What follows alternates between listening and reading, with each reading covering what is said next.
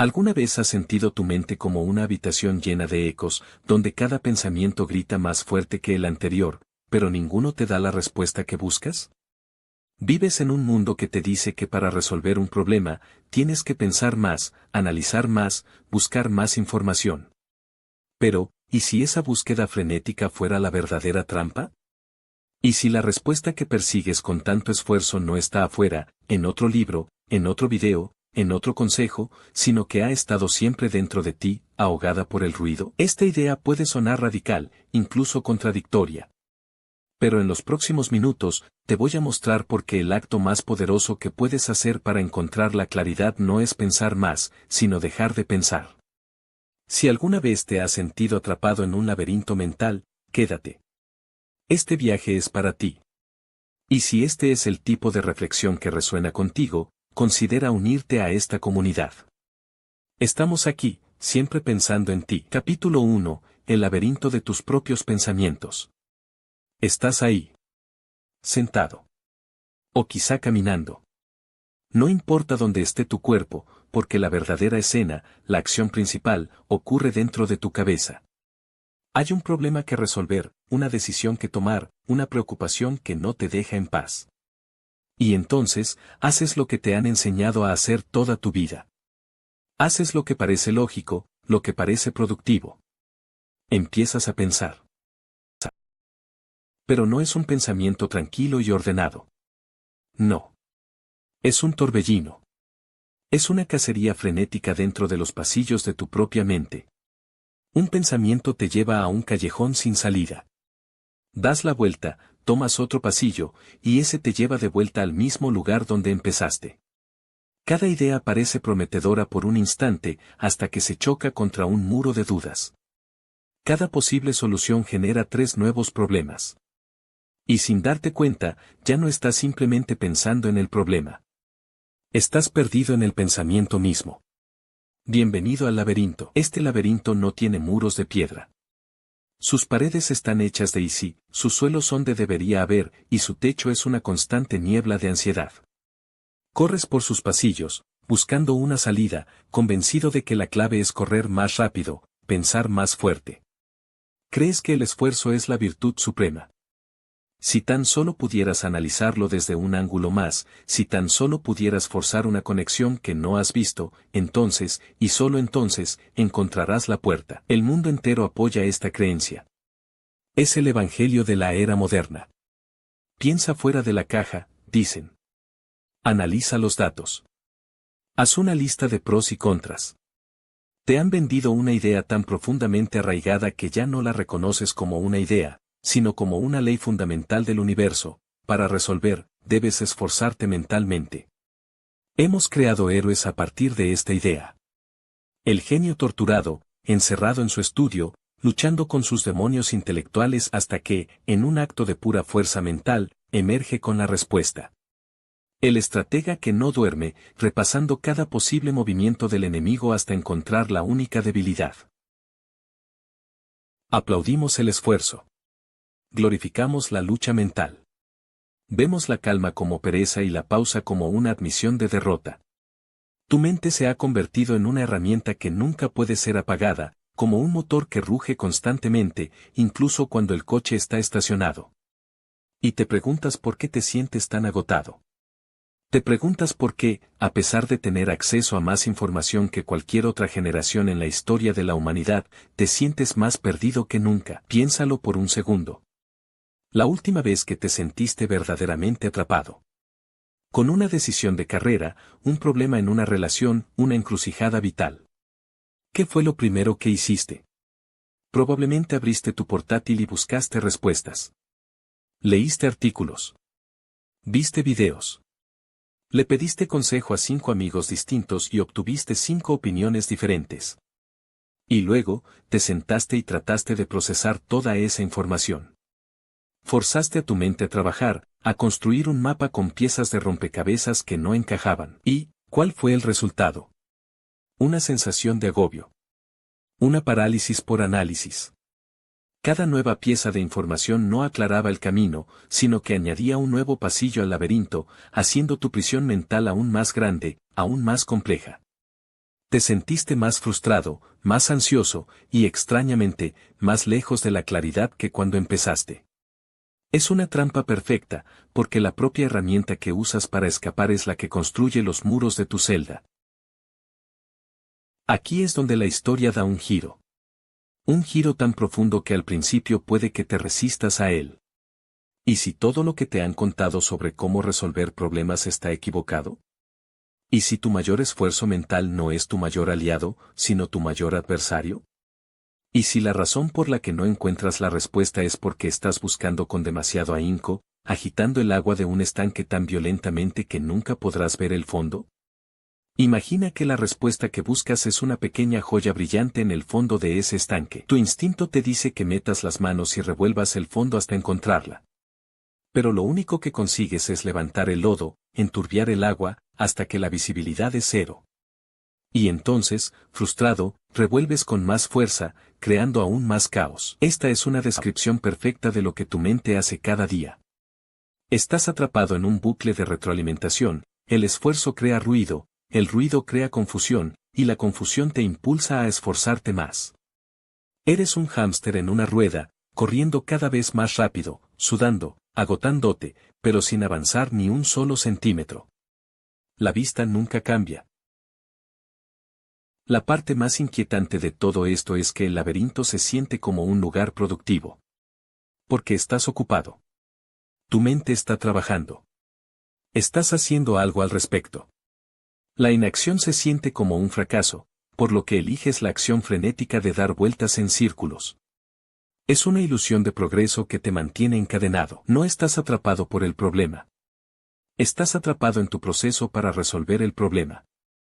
Esa es la revelación que lo cambia todo. No es el qué, es el cómo. El sistema operativo que estás usando está corrupto, pero en lugar de reiniciarlo, sigues abriendo más y más programas, esperando que uno de ellos, mágicamente, arregle el fallo. Así que aquí estamos, en el corazón del laberinto. Hemos dibujado el mapa de esta prisión invisible. Hemos visto cómo sus muros se construyen con nuestras mejores intenciones, con nuestro sudor y nuestro esfuerzo. Hemos reconocido la frustración, el agotamiento, el círculo vicioso. La pregunta que debemos hacernos ahora ya no es, ¿cómo puedo pensar para encontrar una salida? La pregunta, la verdadera pregunta que nos abrirá la primera puerta, es mucho más profunda. ¿Qué pasa si la salida no se piensa, sino que se siente? ¿Qué pasa si la puerta no está al final de otro pasillo, sino en el centro mismo de la habitación, en un lugar que nunca te has atrevido a mirar porque siempre has estado demasiado ocupado corriendo? Hemos establecido el problema. Hemos sentido el peso de los muros. Ahora, tenemos que entender por qué se construyen. Tenemos que mirar debajo del capó y entender la mecánica de este cortocircuito mental. Y la respuesta, como veremos, no está en la filosofía, sino en la biología misma de cómo funciona tu cerebro. Capítulo 2. El cerebro en cortocircuito. ¿Por qué pensar más te aleja de la solución? En el último capítulo, nos quedamos a las puertas de una pregunta fundamental: ¿por qué construimos este laberinto mental?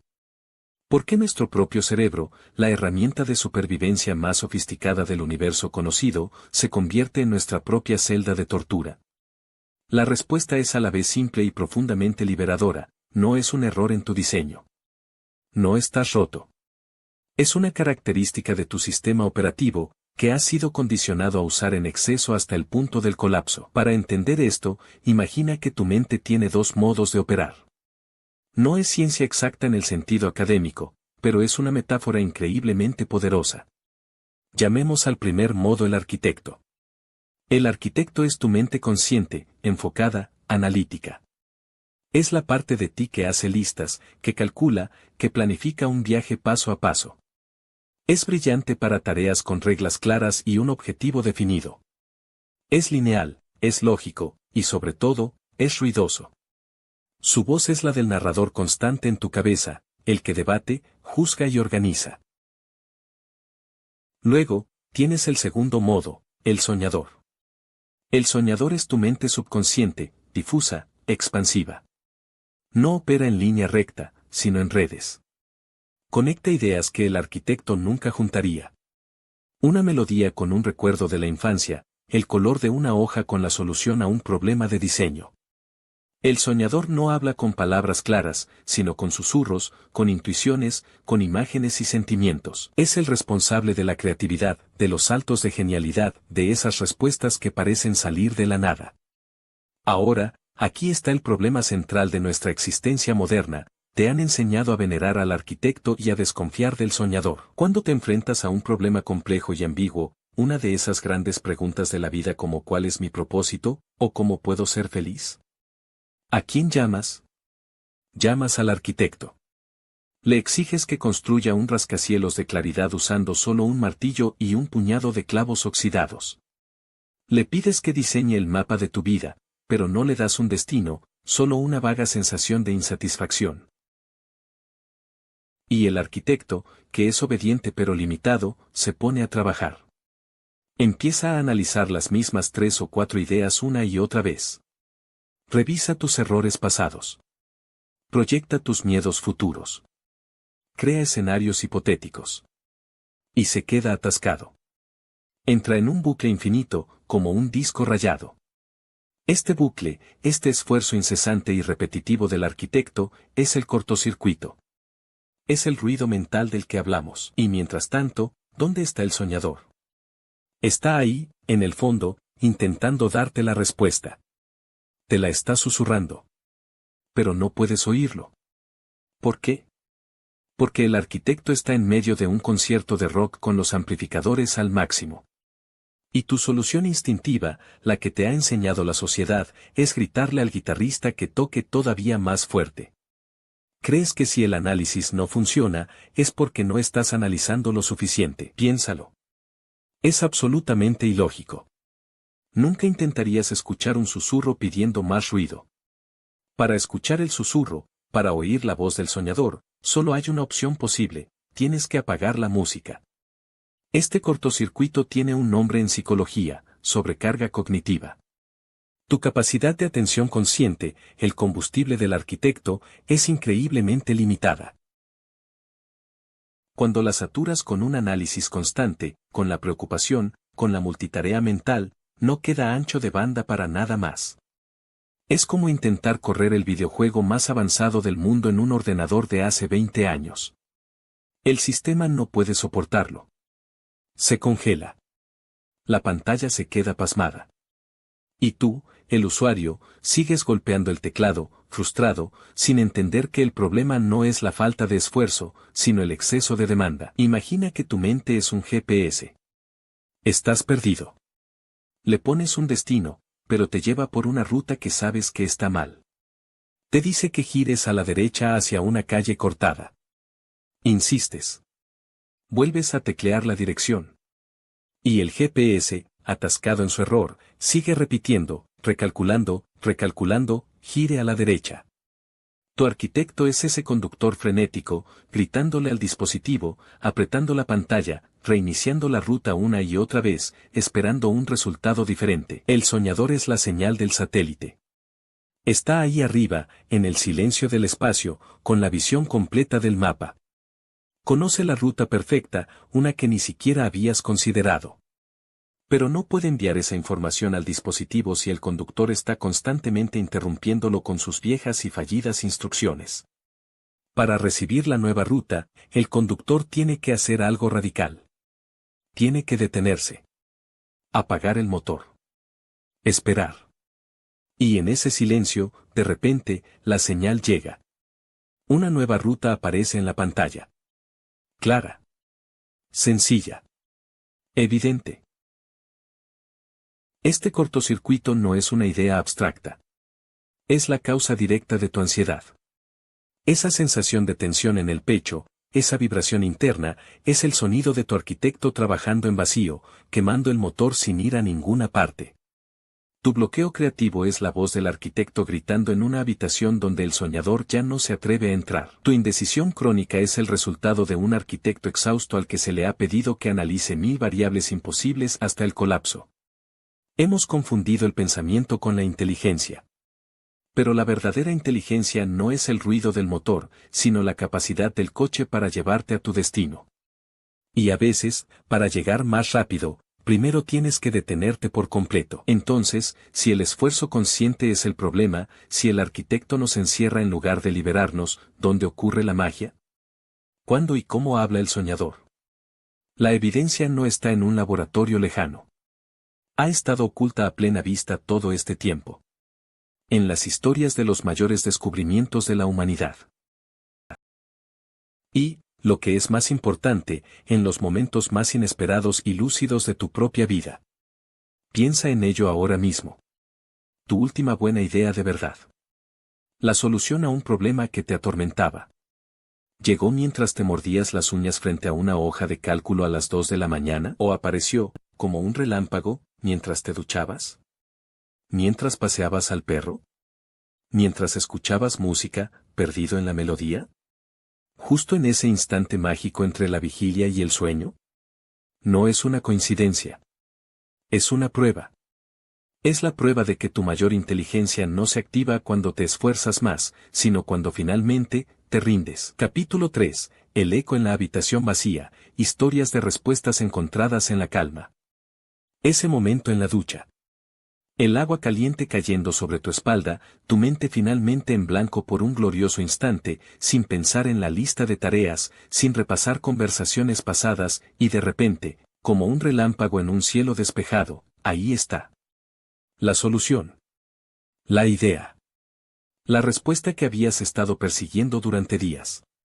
O ese momento, justo antes de dormir, en la tierra de nadie entre la conciencia y el sueño, cuando una perspectiva completamente nueva sobre tu problema emerge sin que la hayas llamado. No son fallos del sistema. No son coincidencias. Son un patrón. Son el mapa de un tesoro que la humanidad ha estado siguiendo durante siglos sin darse cuenta. Son la prueba irrefutable de que tu mente más brillante no es la que más se esfuerza, sino la que sabe cuándo detenerse. Y la historia está llena de estas pruebas, ecos de genialidad que resuenan en habitaciones vacías de pensamiento. Viajemos en el tiempo, más de 2200 años atrás, a la antigua ciudad de Siracusa. El rey Nerón II tiene un problema. Ha encargado una nueva corona de oro puro, pero sospecha que el orfebre lo ha engañado, mezclando el oro con plata más barata. Le encarga a la mente más brillante de su tiempo, un hombre llamado Arquímedes, que resuelva el misterio. Pero hay una condición, no puede dañar la corona. No puede fundirla para comprobar su composición. Arquímedes se obsesiona. Su arquitecto interior, su mente analítica, trabaja a toda máquina. Días y noches enteras se las pasa pensando, calculando, probando teorías. Intenta pesarla, medirla, pero la forma irregular de la corona hace que sus cálculos de volumen sean imposibles. Choca contra un muro una y otra vez. La presión del rey, el peso de su propia reputación, el ruido en su cabeza debe haber sido ensordecedor. Está en el corazón de su propio laberinto. Y entonces, agotado y frustrado, hace lo que todos hacemos cuando llegamos a un punto de quiebre. Se rinde. Al menos por un rato. Decide dejar el problema y hacer algo completamente mundano, tomar un baño. Se dirige a los baños públicos, su mente probablemente todavía dando vueltas, pero el esfuerzo consciente ha cesado. Ya no está forzando una solución. Mientras se sumerge en la bañera, observa distraídamente cómo el nivel del agua sube y se derrama por los bordes. Y en ese instante de calma, sin la presión del análisis, dos ideas aparentemente inconexas chocan y crean una explosión de luz en su mente, el volumen de su cuerpo sumergido y el volumen del agua desplazada. Son lo mismo. Su soñador interior le acaba de entregar la clave en bandeja de plata. Se dio cuenta de que podía sumergir la corona en agua, medir el volumen del agua desplazada y así conocer el volumen exacto de la corona. Luego, podría comparar su peso con el de un bloque de oro puro del mismo volumen. Si la corona pesaba menos, significaba que había sido mezclada con un metal más ligero, como la plata. La solución era tan elegante, tan simple, y había estado esperándolo todo el tiempo, no en sus cálculos, sino en la quietud de un baño. Se dice que salió corriendo desnudo por las calles de Siracusa, gritando «Eureka», que significa «lo he encontrado». Pero lo que encontró no fue solo la solución, sino una verdad más profunda, la respuesta llega cuando dejas de buscarla. Avancemos rápidamente a la Europa del siglo XIX. Un químico alemán llamado Auguste Kekulé está atormentado por un problema similar, la estructura de la molécula de benceno. Sabía de qué átomos estaba compuesta, pero no podía entender cómo se unían. Todas las teorías de la época sugerían que los átomos formaban cadenas abiertas, pero el benceno no se comportaba de esa manera. Durante años, su arquitecto trabajó incansablemente, dibujando diagramas, formulando hipótesis, llenando páginas y páginas de fracasos. Una tarde, sentado en su estudio, se rindió. Se sentó junto al fuego, cansado de pensar. No intentaba resolver el problema. Simplemente estaba allí, mirando las llamas, medio dormido. Su mente consciente se relajó y el soñador salió a jugar. Empezó a ver formas en su ensoñación, átomos danzando y girando ante sus ojos. Vio cómo formaban cadenas largas, retorciéndose como serpientes. Y entonces, una de las serpientes se giró y mordió su propia cola, formando un anillo. Kekulé se despertó de un salto. Un anillo. La molécula de benceno no era una cadena abierta. Era un anillo cerrado. Esta revelación, nacida no de la lógica sino de un sueño simbólico, revolucionó la química orgánica. La serpiente que se muerde la cola, un antiguo símbolo llamado Uroboros, fue el lenguaje que usó su mente profunda para comunicarle una verdad que su mente lógica no podía alcanzar. Y no necesitamos irnos tan lejos. Piensa en la música. Una mañana del año 1965, un joven músico en Londres llamado Paul McCartney se despertó con una melodía completa y perfecta sonando en su cabeza. No un fragmento, no una idea. La canción entera. Era tan clara y hermosa que su primer pensamiento, el pensamiento de su arquitecto, fue, debo haberla oído en alguna parte. Es imposible que la haya creado. Pasó semanas tocando la melodía para sus amigos y gente de la industria, preguntando, ¿qué canción es esta? La he plagiado sin darme cuenta. Nadie la reconoció. La melodía no venía de la radio. Venía del silencio de su propio sueño. Esa canción se convirtió en Yesterday, una de las canciones más grabadas y reconocidas de todos los tiempos. No fue compuesta a través de un esfuerzo agotador. Fue recibida. Fue un regalo del soñador. Un baño, una siesta junto al fuego, un sueño profundo. ¿Ves el patrón? ¿Ves el hilo de oro que conecta estas historias? La genialidad no fue el acto de pensar. Fue el acto de dejar de pensar. Cada uno de estos avances siguió un proceso idéntico, primero, una inmersión profunda y un esfuerzo consciente por parte del arquitecto. Segundo, un punto de frustración y agotamiento que obliga a rendirse. Tercero, un periodo de descanso, distracción o relajación, donde el problema se deja en paz. Y cuarto, el relámpago. La revelación que llega sin esfuerzo, completa y evidente, desde las profundidades del soñador. Ahora, olvida a Arquímedes y a McCartney. Piensa en ti. Conviértete en un arqueólogo de tu propia vida. Excava tus propios momentos eureka. ¿Recuerdas haberle dado vueltas a un correo electrónico difícil, y que las palabras perfectas te vinieran a la cabeza mientras preparabas un café?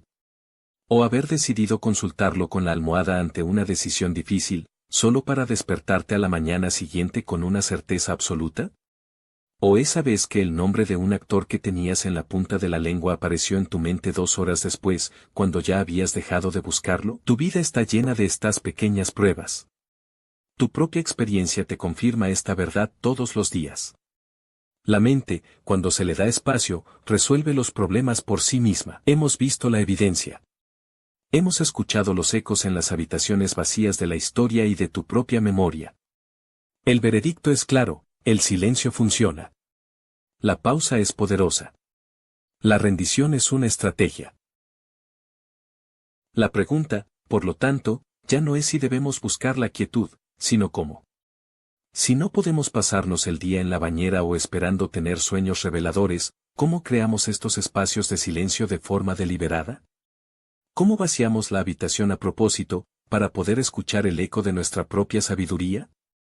¿Cómo aprendemos, por fin, el sutil y poderoso arte de no hacer nada? Capítulo 4. El arte de no hacer nada, redescubriendo el poder de la pausa. Has llegado hasta aquí. Has recorrido el laberinto de tus pensamientos, has entendido el cortocircuito de tu cerebro y has escuchado los ecos de la historia que demuestran que las respuestas se encuentran en la calma. La lógica es ineludible. La evidencia es abrumadora. Pero ahora te enfrentas a la parte más difícil de todas. La parte que tu mente moderna, entrenada para la acción constante, encontrará casi imposible: no hacer nada. No hacer nada. Incluso la frase suena mal. Suena a pereza, a irresponsabilidad, a una oportunidad perdida. Tu arquitecto interno entra en pánico solo con oírla. No hacer nada, grita. Pero si no hago nada, el problema seguirá ahí. Si no pienso en ello, nunca lo resolveré. Si me detengo, el mundo me adelantará. Esta resistencia, esta necesidad compulsiva de estar haciendo algo, es el guardián de la puerta de tu laberinto. Y para continuar, tienes que aprender a caminar tranquilamente a su lado. El arte de no hacer nada no es sentarse en el sofá a mirar el móvil. Eso no es no hacer nada. Eso es distraer a tu mente, reemplazar el ruido de tus propios pensamientos con el ruido del mundo exterior. Es como intentar apagar un incendio arrojándole gasolina. La verdadera práctica de no hacer nada es mucho más sutil y mucho más radical. Es el acto deliberado de retirar tu atención del torbellino del pensamiento y simplemente ser. No te voy a dar una guía de meditación de 10 pasos. No te voy a pedir que te sientes en una postura incómoda durante una hora o que cantes mantras. Esos son métodos, y pueden ser poderosos, pero a menudo se convierten en otra tarea más para tu arquitecto. Otra cosa en la que puedes tener éxito o fracasar. Oh, no pude mantener la mente en blanco. Solo duré 5 minutos. Y así, la práctica de encontrar el silencio se convierte en otra fuente de ruido y autojuicio. Vamos a empezar de una forma mucho más simple. Con momentos. Con pausas que ya existen en tu vida, pero que has aprendido a llenar de ruido por miedo al vacío. Piensa en la cola del supermercado. Esos 3, 5, quizá 10 minutos de espera. ¿Qué es lo primero que haces? Sacas el teléfono. Revisas el correo. Ves las redes sociales. Llenas cada segundo de ese espacio vacío con información, con estímulos, con la voz de otros. La próxima vez, no lo hagas. Guarda el teléfono en tu bolsillo. Y simplemente quédate ahí. Al principio, será un infierno. Tu mente se volverá loca. Esto es aburrido. Podría estar respondiendo a ese mensaje. La persona de delante va muy lenta. ¿Me acordé de comprar leche? Observa esa tormenta. No intentes detenerla. No la juzgues. Simplemente mírala, como si estuvieras viendo nubes pasar en el cielo. No eres las nubes. Eres el cielo que las observa. Este simple acto de observación sin juicio es el primer paso en el arte de no hacer nada. Es el entrenamiento básico para separar tu identidad de la cháchara de tu mente. Piensa en el semáforo en rojo. Esos 90 segundos de pausa forzada en tu día. En lugar de coger el teléfono o ponerte a pensar en la reunión a la que vas, prueba esto: siente. Siente tus manos en el volante. Siente tu espalda contra el asiento. Escucha el sonido del motor del coche, el zumbido del aire acondicionado. Presta atención al mundo fuera de tu ventana sin nombrarlo, sin juzgarlo. Solo mira los colores, las formas, el movimiento. Por 90 segundos, sal de la historia que tu mente te cuenta sobre el pasado y el futuro, y aterriza en la única realidad que existe, este preciso instante. Esto no es meditación. Esto es anclaje. Es recordarle a tu cerebro que tiene un cuerpo, que existe en un espacio real más allá de los pasillos abstractos del pensamiento. O prueba con el paseo sin destino. No un paseo para hacer ejercicio, no un paseo para ir a algún sitio. Un paseo cuyo único propósito es caminar. Sin música, sin podcast, sin una llamada telefónica. Solo el ritmo de tus pies en el suelo, el aire en tu cara, los sonidos de tu entorno. Al principio, tu arquitecto intentará secuestrar el paseo. Empezará a planificar la cena, a repasar una conversación, a preocuparse por el trabajo. Cuando te des cuenta de que te has ido, con suavidad, sin culparte, trae tu atención de vuelta a la sensación de tus pies tocando el suelo. Una y otra vez. Estos son los laboratorios de la quietud.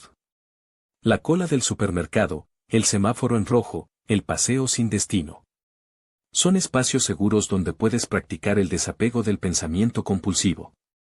No estás intentando vaciar tu mente. Esa es una meta imposible que solo genera frustración. Estás simplemente cambiando el foco de tu atención. Estás pasando de estar perdido en el pensamiento a ser el observador del pensamiento. Es una diferencia sutil en la superficie, pero es un cambio sísmico en tu interior. Cada vez que haces esto, estás debilitando los muros del laberinto. Estás enseñándole a tu sistema nervioso que el silencio no es peligroso. Estás entrenando a tu arquitecto para que se tome un descanso, para que confíe en que no tiene que estar al mando cada segundo de cada día. Estás, literalmente, creando nuevas vías neuronales. Estás construyendo un pequeño claro en el denso bosque de tu mente. Al principio, ese claro será pequeño y el ruido del bosque seguirá siendo abrumador. Pero cada vez que vuelves a él, cada vez que eliges la pausa sobre la distracción, el claro se hace un poco más grande. La luz del sol empieza a filtrarse. Y en ese claro, en ese espacio de quietud que has cultivado, es donde el soñador se siente seguro para salir. Es donde la intuición puede susurrar. Es donde las soluciones que no podías ver, ahogadas por el ruido de los árboles, de repente se vuelven obvias, como si siempre hubieran estado ahí, a tus pies, esperando a que te detuvieras para verlas. El arte de no hacer nada no es una técnica. Es una orientación. Es un compromiso radical de valorar la pausa tanto como valoras la acción. Es entender que a veces, el acto más productivo, más inteligente y más poderoso que puedes llevar a cabo, es absolutamente ninguno. Y cuando aprendes a habitar ese espacio, cuando el agua finalmente tiene la oportunidad de asentarse, lo que emerge de las profundidades cambiará no solo cómo resuelves tus problemas, sino cómo experimentas tu vida entera. Capítulo 5. Cuando el agua se asienta, la claridad que emerge del silencio interior. Has practicado la pausa.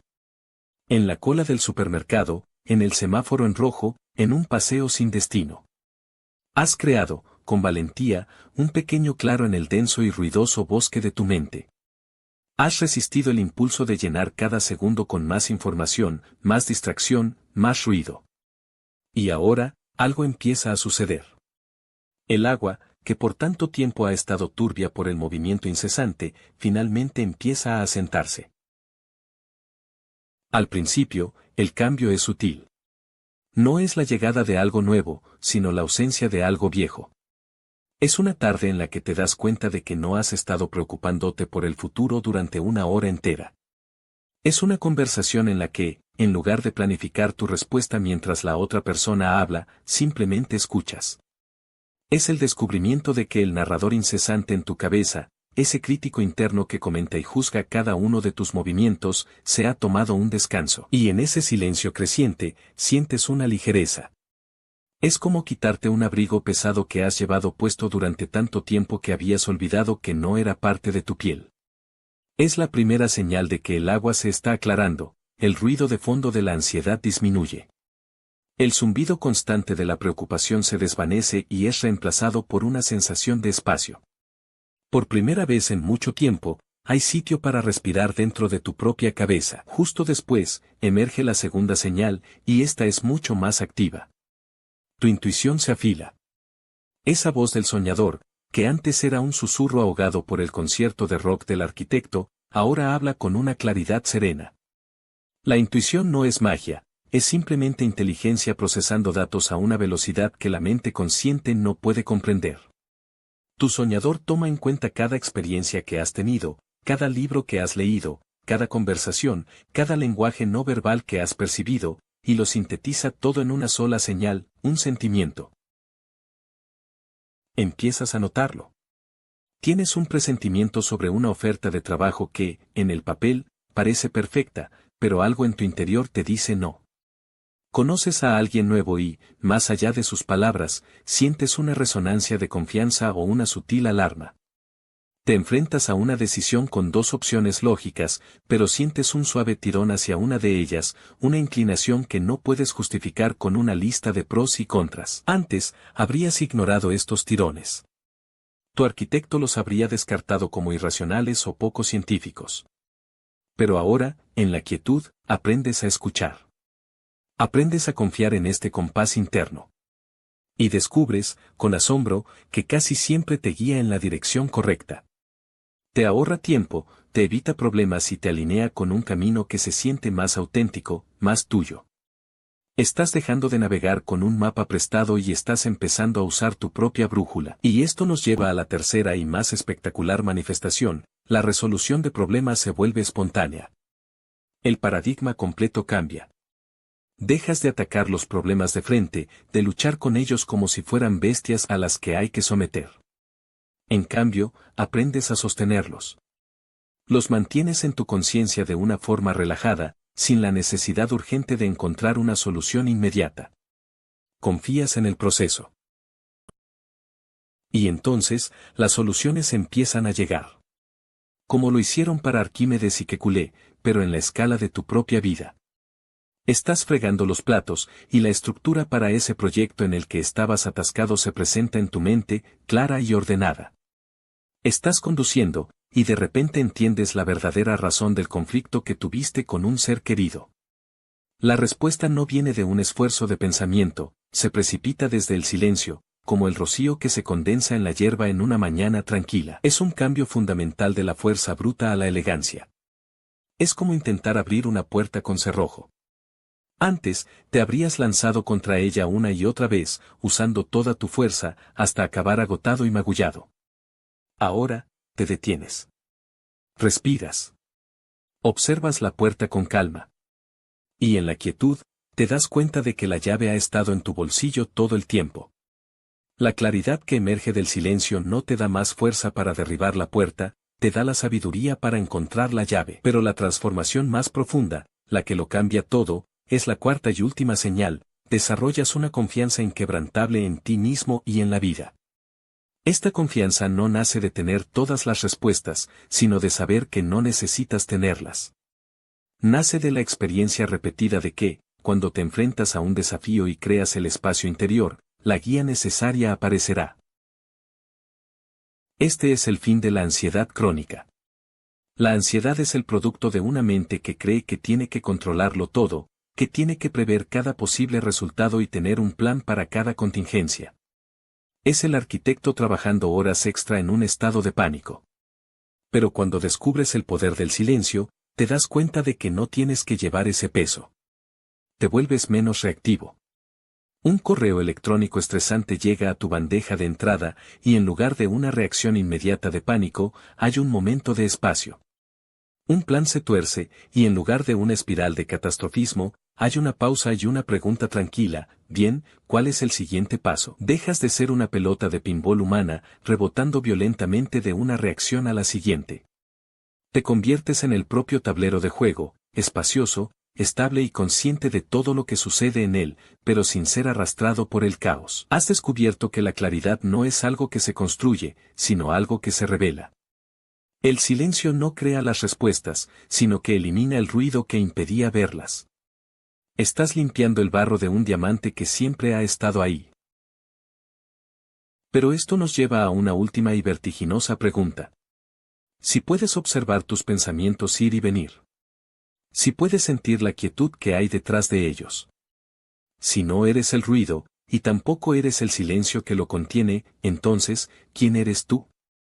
¿Quién es el observador? La respuesta a esa pregunta no es solo la solución a un problema. Es la clave para experimentar la vida de una forma que ni siquiera habías imaginado posible. Capítulo 6. No eres la tormenta, eres el cielo. Si no eres tus pensamientos, y no eres el ruido, y tampoco eres el silencio que lo contiene, entonces, ¿quién eres? Esta es la pregunta final. La pregunta que los sabios, los poetas y los filósofos han explorado durante milenios, no como un acertijo intelectual, sino como la llave a la liberación definitiva. La respuesta no es una frase que puedas memorizar. Es una verdad que debes sentir. Es un cambio de identidad tan profundo que, una vez que lo experimentas, ya nada vuelve a ser igual. Para entenderlo, usemos una última metáfora. Imagina que tu mente, con todos sus pensamientos, emociones, sensaciones y recuerdos, es como el clima. Es una tormenta constante y cambiante. Hay nubes oscuras de tristeza que se acumulan en el horizonte. Hay relámpagos cegadores de ira que destellan sin previo aviso. Hay lluvias torrenciales de ansiedad que parecen que nunca van a terminar. Y a veces, también hay días soleados de alegría y suaves brisas de paz. Este clima es increíblemente poderoso y a menudo impredecible. Y durante toda tu vida, has cometido un error fundamental, un error que todos cometemos: has creído que tú eras la tormenta. Cuando una nube de tristeza aparecía, decías, estoy triste. Te convertías en la nube. Cuando un relámpago de ira estallaba, decías, estoy furioso. Te convertías en el relámpago.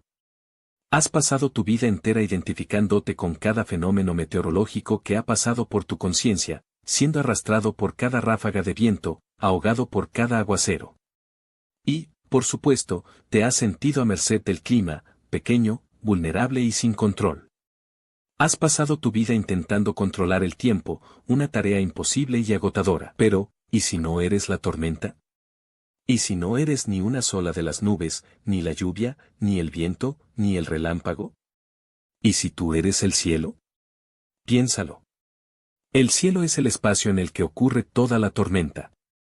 La tormenta es un evento dentro del cielo, pero no es el cielo. Las nubes más oscuras pueden cubrirlo por completo, pero detrás de ellas, el cielo sigue ahí, vasto, azul e imperturbable.